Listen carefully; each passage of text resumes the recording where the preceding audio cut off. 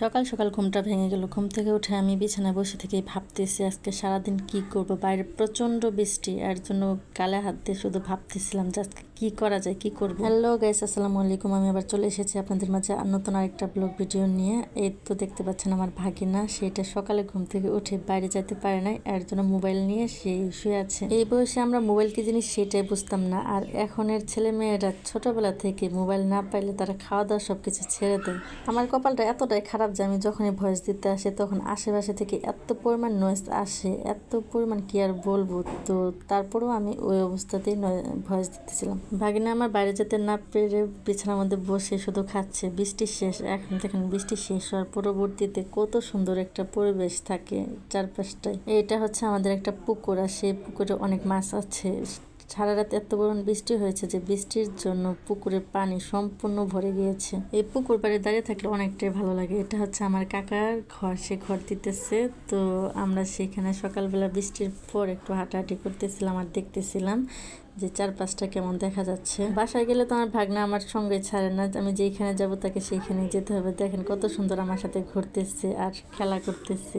উপরে উঠতে যাচ্ছিল কিন্তু আমি ভয় পেয়ে তাকে উঠতেই দিলাম। দিন পর যখন বাবার বাড়িতে যায় তখন সবকিছুই ভালো লাগে। আজকেও আমার কাছে এত পরিমাণ ভালো লাগতেছিল। আসলে আমি মূলত আজকে গিয়েছিলাম আমার বাবার বাড়িতে আমার ভাইয়ের বিয়ে উপলক্ষে, কিন্তু সারাদিন এত পরিমাণ বৃষ্টি কি আর বলবো, বিয়েটাই মাটি করে। হাঁসগুলো হচ্ছে আমার মার, কত সুন্দর হাঁস। এই হাঁসগুলো কিন্তু আবার উড়তেও পারে। আর এটা কিন্তু আপনারা ভাববেন না যে কি জিনিস, এটা হচ্ছে ইট রেখেছে, আমাদের ঘরের কাজ চলতেছে তো অনেক বৃষ্টি, যার জন্য ইটগুলোকে ঢেকে রেখেছে। আর এটা হচ্ছে কাঁঠাল গাছ, কত সুন্দর কাঁঠালগুলো ধরে আছে, আমার কাছে অনেক সুন্দর লাগতেছিল। আর কাঁঠালগুলো সবগুলো ছিল কাঁচা, পাকেনি, যার জন্য আমি পিক উঠায় রাখলাম আর ভিডিও করে রাখলাম। আর এটা হচ্ছে আমার মার ছাগল। আমি যখন ভিডিও করতেছিলাম ছাগলটা কত সুন্দর আমার দিকে তাকিয়েছিলাম, হয়তো সেও ভাবতেছিল যে আমি তার ভিডিও করতেছি, সে পোজ দিতেছিল। আসলে বাবার বাড়িতে গেলে সবকিছুই ভালো লাগে, চারপাশে পরিবেশ থেকে শুরু করে পশু পাখি যা কিছু আছে, গাছ গাছালি সবকিছুই ভালো লাগে। আসলে সেটা হচ্ছে মেয়েদের একটা ইমোশন।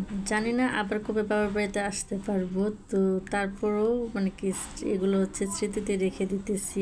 আর মানে শুধু এগুলো পরবর্তীতে দেখবো আর ভাববো, কারণ আমরা মেয়ে মানুষ, আমরা চাইলেই সবসময় বাবার বাড়িতে আসতে পারি। আমাদের নিজস্ব কোনো বাড়ি ঘর নেই। বিয়ের আগে হচ্ছে বাবার বাড়ি আর বিয়ের পর হচ্ছে শ্বশুর বাড়ি, যার জন্য আমরা যেখানে যাই আমাদের শুধু অন্যদের পারমিশন নিয়ে যেতে হয়। আমার ভাগিনাটা এত পরিমাণ চঞ্চল হয়েছে, শুধু সারাক্ষণ দৌড়াদৌড়ি। সে শুনেছে তার নানু আর নানি খোলায় কাজ করতেছে, ধানগুলো রোদ উঠতেছে একটু, এর জন্য ধানগুলো দিতেছে, সেও দৌড়ছে এখানে।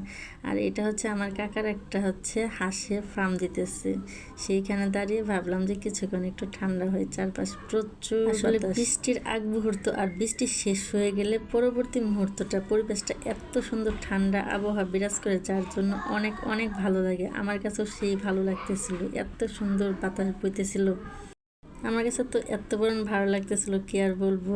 আর শুধুই ভাবতেছিলাম যে আসলে আমি যদি সারা জীবন বাবার বাড়িতে থাকতে পারতাম, কিন্তু তা তো আর কখনো সম্ভব না। মেয়েরা চাইলেও সারা জীবন বাবার বাড়িতে থাকতে পারবে না, তাদের শ্বশুর বাড়িতে যেতেই হবে। আল্লাহ হাফেজ সবাইকে।